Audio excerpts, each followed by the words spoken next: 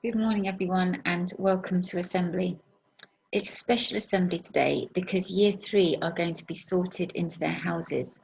So we've worked out a way that we can take Key Stage 2 onto the field and Year 3 can still have that special house sourcing assembly that we have every year. So before we do that, I wanted to just spend some time thinking about another one of our school values, and that's trust. And I believe that's the value that Year 5 have done for their display for the entrance hall.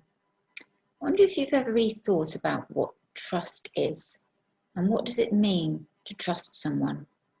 Just have a moment to think about that.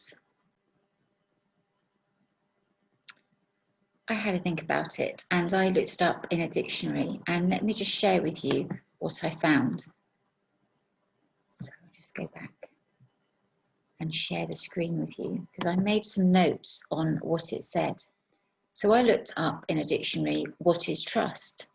And it said, it is a strong belief, a certainty in someone or something. So I thought, when might I use the word trust? I can trust someone to help me. I can trust someone to be a good friend. I can trust someone not to hurt me. I can trust someone to always do the right thing. I know I do sometimes say to children, oh, I trust you. I wonder if you could do a job for me. And that's because I trust that child to do something sensibly. And if I give them a task, I have a really strong belief that they will do something that I've asked them to do and they won't be silly or anything like that. So I wonder if you can think of some people in your life that you trust, that you just believe they will do the right thing, or you believe they will look after you and help you. Who do you trust in your life? Now, there's one person that you would think everybody could trust. Somebody who kept every promise he ever made and never did anything wrong. And that would be Jesus. But there is a story in the Bible about his disciples finding it hard to trust him. And I want to share that with you this morning. That's an illustration of the story. And some of you might be able to look at that and you might know from looking at that what the story is, which story it is that I'm going to share with you. Listen carefully. It's from the Bible, it's from the book of Luke, but it is also told in the book of Matthew. Jesus was with his disciples. Let's go to the other side of the lake, Jesus suggested one day, wanting to find a quiet place to rest. He and his disciples got into a boat and started sailing. Bright sunlight sparkled on the water, and gentle waves rocked Jesus to sleep. But while Jesus slept, the wind began to blow, and waves crashed onto the deck.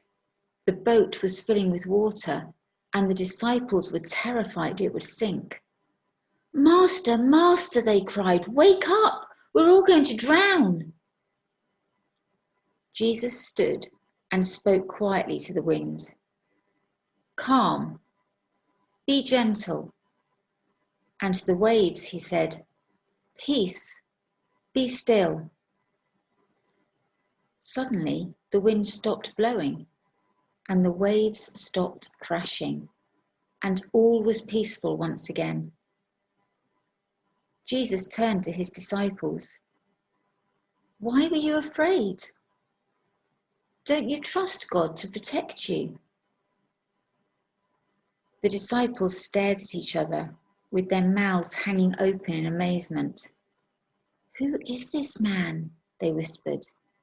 Even the wind and the waves obey him. The disciples already knew that Jesus was a very special man, even the Son of God. Yet they still found it hard to trust him at that moment. And I've often wondered why. I think maybe it's because they were scared. They were more scared than they'd ever been in their lives. They really believed that the storm would cause the boat to sink and that they would drown. And Jesus wasn't reacting in the way they expected him to. He was fast asleep. Surely if he was going to save them, he needed to be awake and doing something.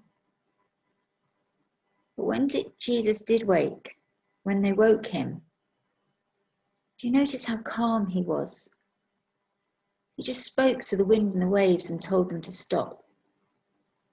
And then he asked the disciples why they'd been so afraid and questioned whether or not they trusted God.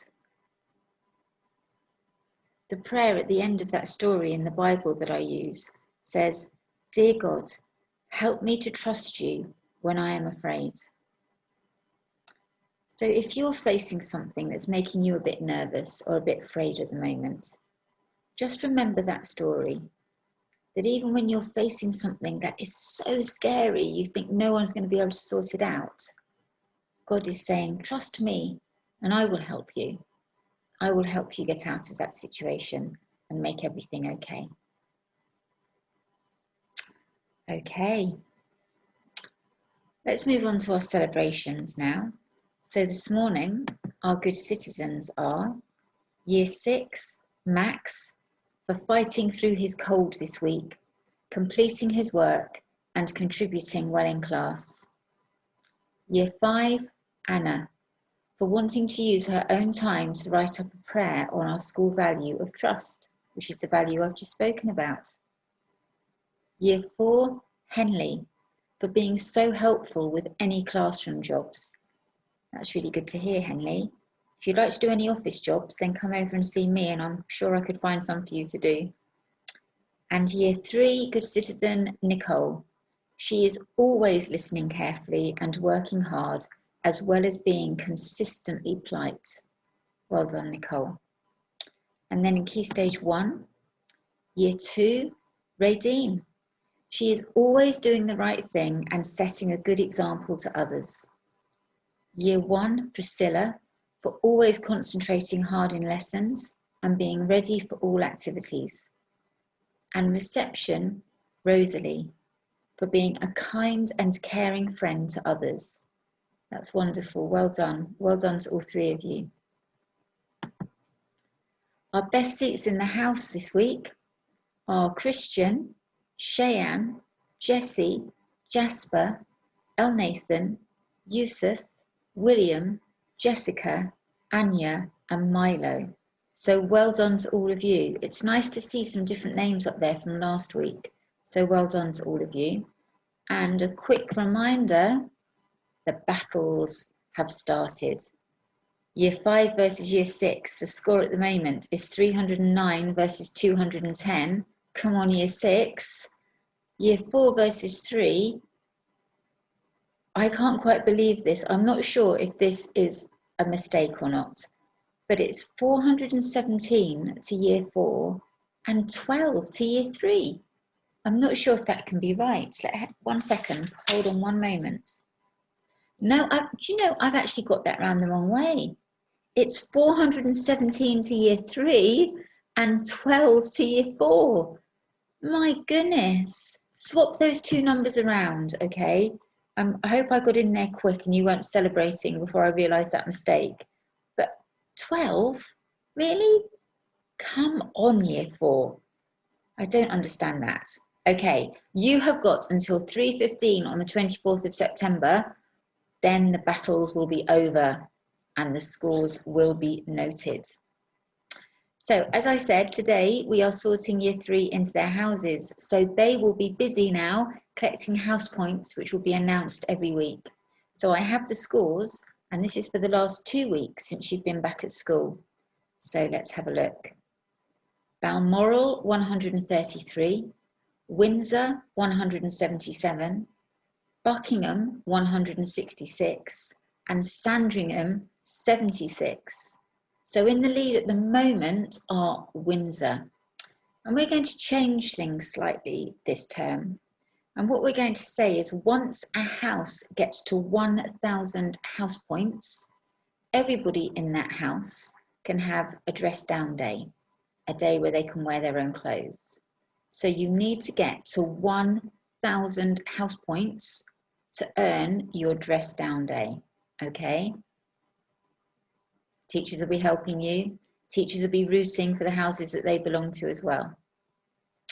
Okay, we are going to stop our assembly there. So thank you so much for listening so well. And I will see you soon. I'll be in soon. I'll finish sorting year 3. And I'm sure you'll see them walking around the school with their little coloured badges on. So make sure if you see them, you check which house year 3 now belong to.